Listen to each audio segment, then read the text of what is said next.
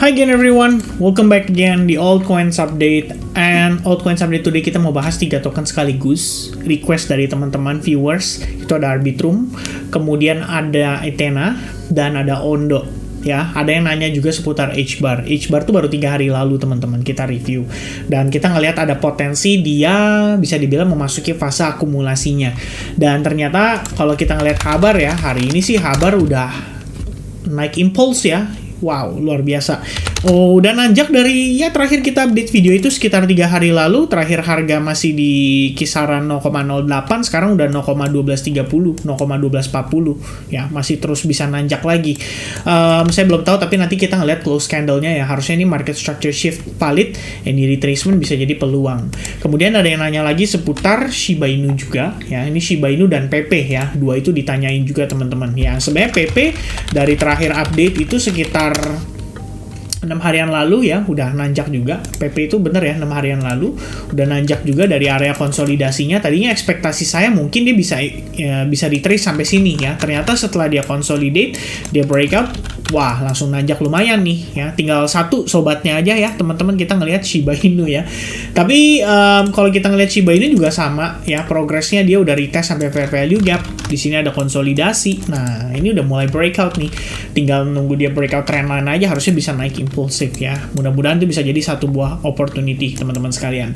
Nah, hari ini kita mau bahas seputar Arbitrum. Ya, ini ada satu analisis teman-teman ya seputar Arbitrum. Jadi Arbitrum ini request dari live streaming waktu itu ya, seputar layer 2 dari jaringan Ethereum. Of course ini bisa menarik kalau misalkan nanti Ethereum dapat money flow.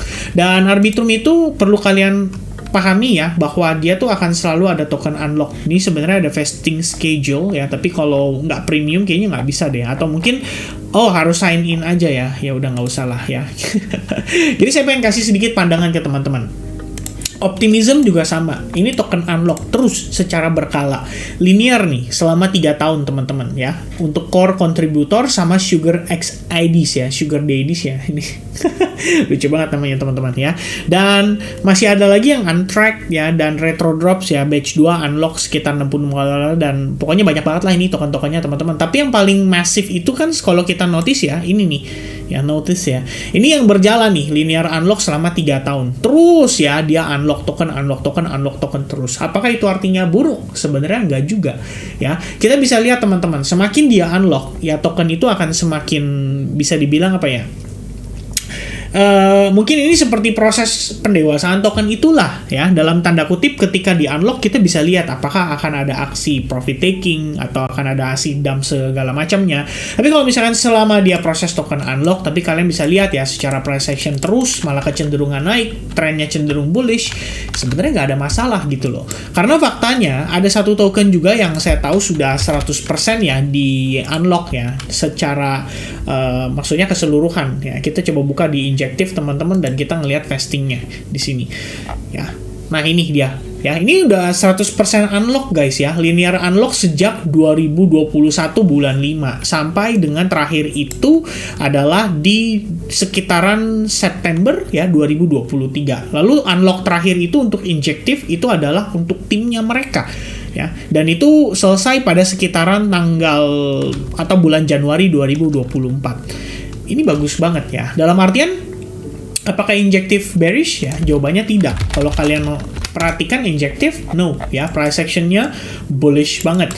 Jadi apakah optimism misalkan ya atau Arbitrum di sini kita perlu khawatir ya? Waktu lalu sih Arbitrum memang ada sempat token unlock yang luar biasa besar ya. Ini terakhir previous eventnya tanggal 16 April nih kemarin baru token unlock lagi. Dan kita lihat teman-teman pada tanggal 16 April 2024, apakah kita ngelihat ada dump? Enggak ya.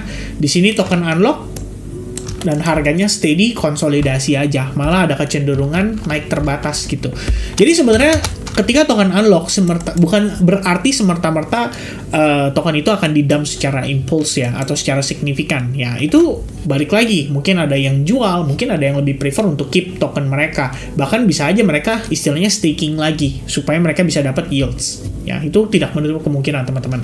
Nah, kalau kita ngelihat secara pergerakan ya price action overall-nya. Ya, mungkin sebelum kita ngomongin price action-nya kita ngelihat dulu deh dari TVL-nya teman-teman ya.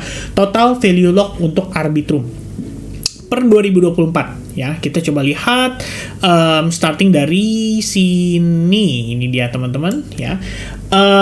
Per 1 Januari 2024 total value lock itu di 2,96 billions of dollar. Sempat naik, tapi saya rasa kalau nggak salah token unlock besar itu terjadi dan TVL-nya lumayan drop nih ya. Mungkin di sini ada kepanikan market, jadi market juga nggak berani buy, nggak berani stake ya. Mungkin mereka cenderung gue take profit dulu deh.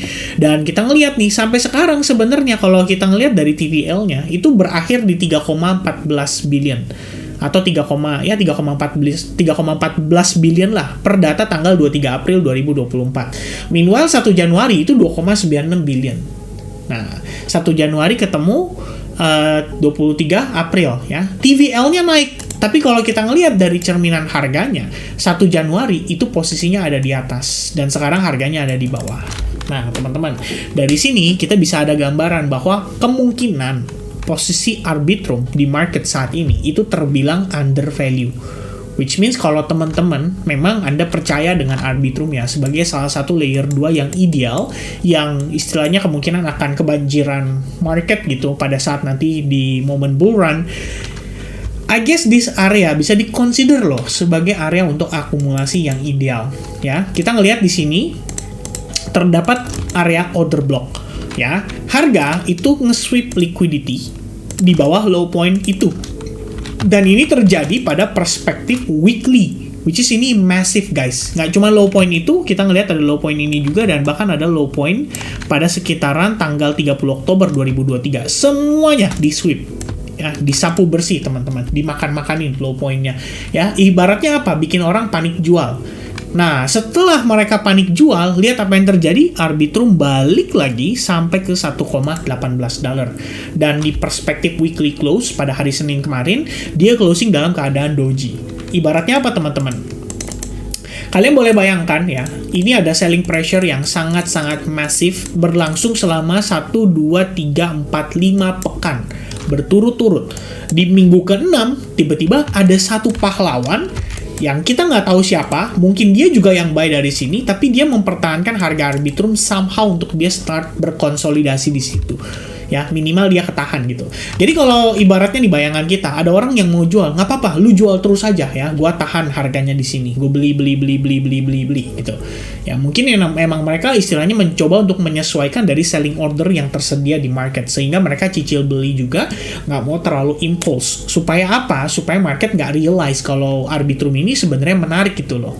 Mungkin pada saat waktunya tiba dia rebound, ya orang-orang baru tertarik gitu untuk masuk kembali dan menjadi bensin untuk Arbitrum bisa create higher high.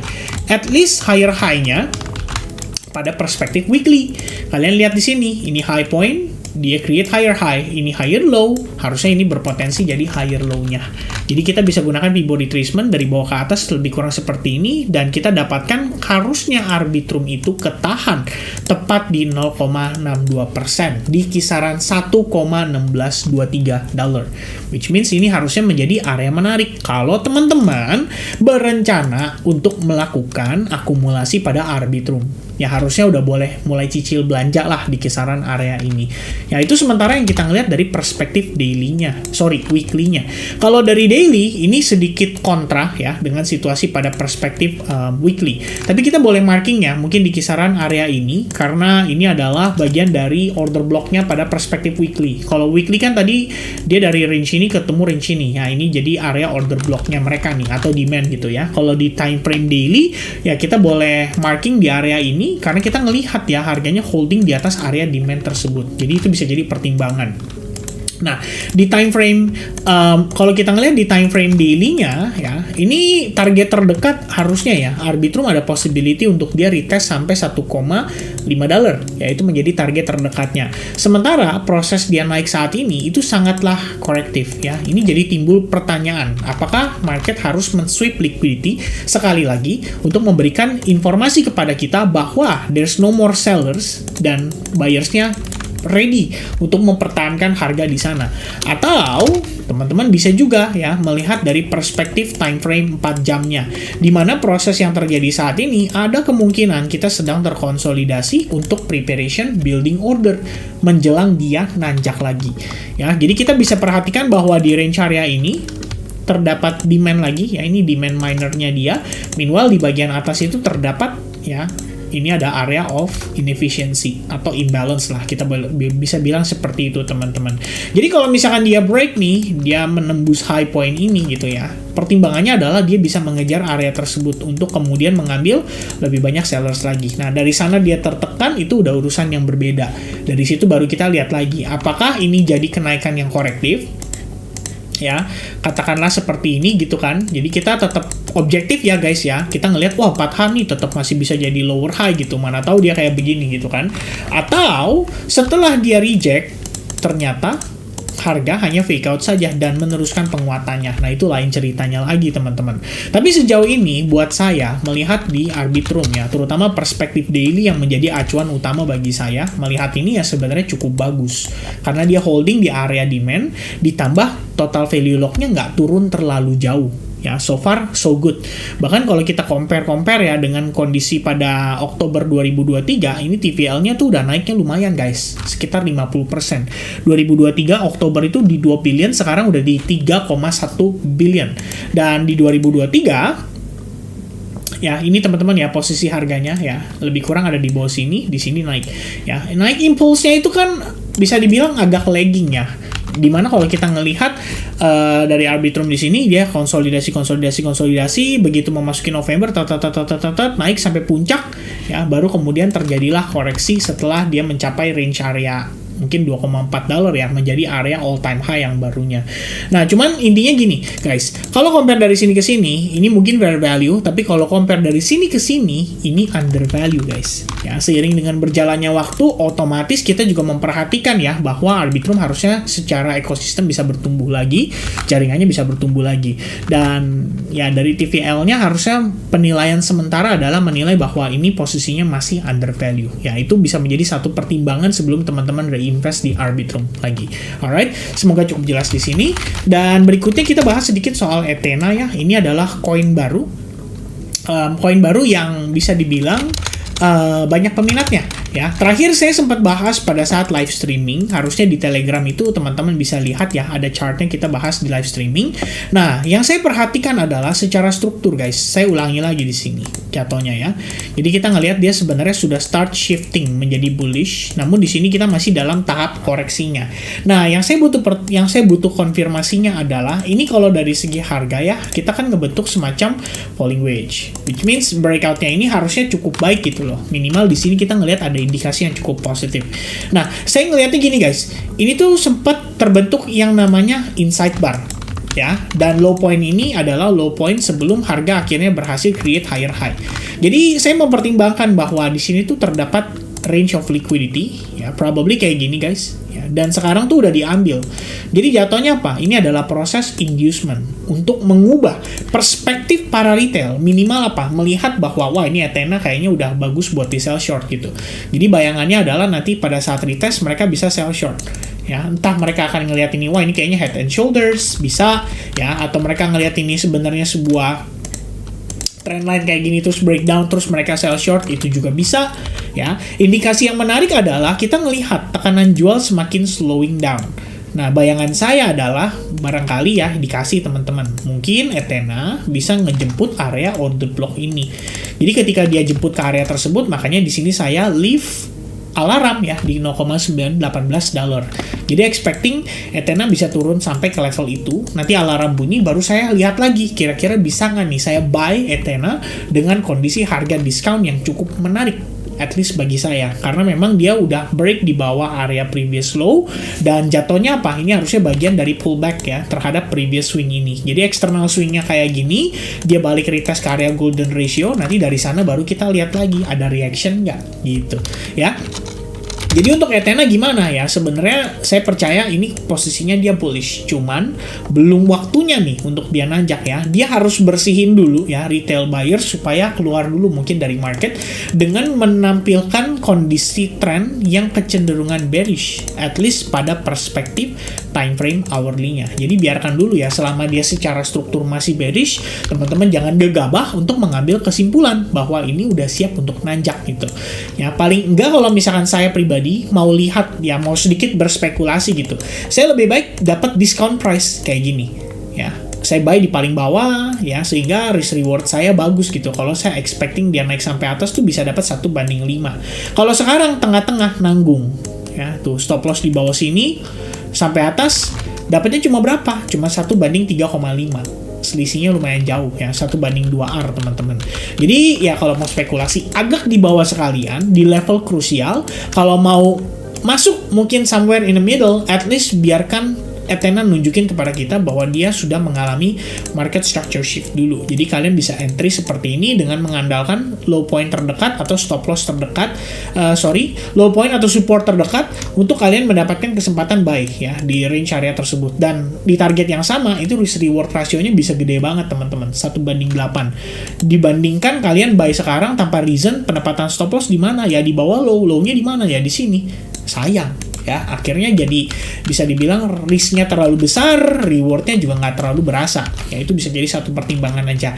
Tapi overall ya Ethena ya kalau kita ngelihat sekitar 2-3 hari terakhir cukup baik ya, ada reaksi di kisaran area tersebut. Jadi kita bisa punya data ya, dalam artian oke nih, kita tahu di sini ada reaksi, buyersnya masuk ya, ada demand di sini menyebabkan market mengalami structure shift juga ya kan. Kita bisa lihat nih dia udah mulai structure shift ya, ada higher high. Mungkin ini adalah potensi pullback untuk mencari higher low-nya, sehingga nanti ketika dia naik dia bisa create higher high. Nah itu ekspektasi kita pada Ethena ya. Saat ini selling atau sellers masih mendominasi ya, kita biarkan dulu lah ya sampai dia menemukan satu titik dia siap untuk mengalami reversal. Nah itu pertimbangan atau pandangan saya pada Ethena. Nah berikutnya saya lupa teman-teman ya, Ondo ya. Hampir aja lupa ya guys. Oke, nah untuk Ondo overall view-nya itu sebenarnya bullish banget guys. Kita bisa lihat di sini ya, starting dari sini dia terus create higher high. Ini perspektif time frame daily by the way. Meanwhile kalau misalkan di daily ya, ini ada resistance yang menahan Ondo untuk tidak create higher high. Tapi teman-teman perhatikan, apakah Ondo kehilangan momentumnya dan dia start bergerak dalam keadaan bearish? Enggak juga ya. Kita bisa marking area ini harusnya menjadi area demand dia ya untuk perspektif time frame daily, ditambah lagi ada fake out ya. Saya suka yang kayak gini nih. Jadi kita bilangnya ini adalah liquidity sweep before dia benar-benar reversal. Dan ini bukan sekali dua kali ya, tapi sering banget terjadi kondisi-kondisi seperti ini. Sehingga kalau teman-teman lihat ya, sebuah price action dia mengalami fake out, nah itu bisa jadi satu buah ini dia nih ya, kira-kira kayak gitu. Kalau dari exponential moving average bagus, 821 masih bertahan loh sebagai support pada perspektif time frame daily. It means apa? At least di sini moving average aja sepakat kalau Ondo itu dalam keadaan bullish ya, sehingga dia membentuk support ya, atau menjadi support. Nah kalau misalkan dia di breakdown kan berarti tren kemungkinan reversal.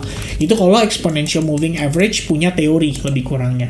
Nah sementara kalau kita perhatikan lagi, ini kan high point sebelumnya, kita extend ke samping. Teman-teman lihat jadi apa? Ya, di area tersebut adalah area SNR. Jadi ini adalah high point, now become support ya pada pergerakan berikutnya. Lalu harga mendapatkan reaksi, lagi-lagi ada liquidity sweep di sini ya, dan dia ngejemput area inefficiency yang ada di sini. Nah ini udah bagus sekali teman-teman ya. Kita ngelihat lebih kurangnya area ini kejemput, dapat order, market rebound ya, reboundnya dengan bisa dibilang dengan cukup impulsif. Lebih kurang di sini ya, ini kalau kita ngeliat ini kan SNR nih ya dalam kondisi resistance sebelumnya. Di break dong, tuh. Lumayan kan, dia berhasil break dalam keadaan impulsif. Jadi kita lihat di sini dia successfully create higher high. Nah, di momen ini saya katakan ini market structure shift pada time frame hourly-nya. Kemudian di bawah sini terdapat liquidity sweep. Ya, which is good.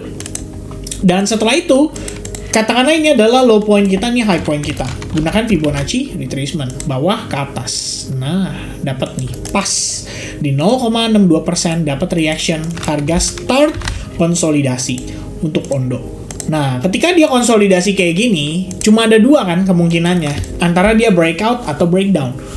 Mudah-mudahan, kalaupun dia breakdown, mudah-mudahan hanya fake out.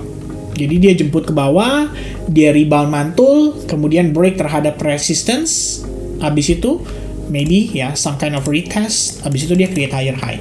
Itu kalau dia breakdown. Kalau dia breakout, katakanlah seperti ini, nice ya, ini even better. Berarti teman-teman nggak perlu terlalu suffering, kalian bisa manfaatin retestnya ini sebagai buying opportunity. Mungkin untuk futures market atau buat kalian yang berencana untuk start buy lagi di Ondo. Ya, tapi sebenarnya kalau untuk spot ya, berbicara spot, ini nggak banyak diskon yang dikasih. Saya rasa BlackRock juga mungkin mempertahankan harga pada Ondo. Ya, dia nggak mau ngelihat Ondo terlalu rendah supaya I don't know ya, tapi mereka market makernya kan, mungkin mereka belum butuh taking profit ya, intinya itulah ya yang kita melihat saat ini ya. In the end, konsolidasi ini menurut saya sangat penting ya bagi progres pergerakan pada Ondo. So, konsolidasi ini bisa jadi satu pertimbangan sedang ada proses building order yang berlangsung. Antara nanti dia di fake out dulu, atau dia benar-benar breakdown dan close, serta dia turun lagi koreksi, ya itu kita belum tahu teman-teman. Tapi sejauh ini, dia konsolidasi ya. Saya sempat ada masuk kemarin, terkecoh guys ya. Saya pikir dia gagal naik, ternyata mantul lagi tadi siang. Begitu mantul, wah, baru realize overallnya apa, dia konsolidasi. Karena earlier this week saya notice ya ada possibility dia bergerak dalam falling wedge. Makanya ketika dia berhasil break, saya berpikir ini harusnya buying opportunity buat Ondo ya, ada potensi dia naik. Jadi ibaratnya apa, ini high low higher high higher low ya, potensi kejar apa ya, higher high lah ya. Itu bayangan saya. Ternyata digocek teman-teman ya. Tapi ya it's part of trading ya. I'm quite bisa dibilang kita quite humble lah untuk merespon ya pergerakan tersebut. Dan ketika terjadi istilahnya tidak sesuai dengan ekspektasi pun juga yang saya lakukan adalah saya berani cut loss gitu. Jadi saya juga memberikan gambaran ya kepada teman-teman di Advance Group, nggak perlu takut cut loss ya. Ketika kita merasa wah ini kayaknya belum berjalan sesuai setup kita, ya udah cut loss saja, nggak masalah, supaya teman-teman punya peluru untuk re-entry lagi berikutnya. Nah, saat ini saya cuma lagi nunggu dia sukses breakout. Udah, itu aja. Kalau sukses breakout, I'm gonna follow it up ya. I'm gonna buy again on Ondo. Kenapa? Karena bisa dilihat ketika yang lain terpuruk, bertahan di bawah, Ondo bertahan di atas. Nah, ini berarti kan ada something yang berusaha dipertahankan oleh market makernya Ondo. Ya, lebih kurang seperti itu teman-teman view yang saya bisa bagikan seputar Ondo, seputar Ethena, dan juga seputar Arbitrum. Semoga informasi bisa bermanfaat buat teman-teman sekalian. God bless to you all and have a nice day guys. Cheers and I'll see you guys again soon. Bye-bye guys.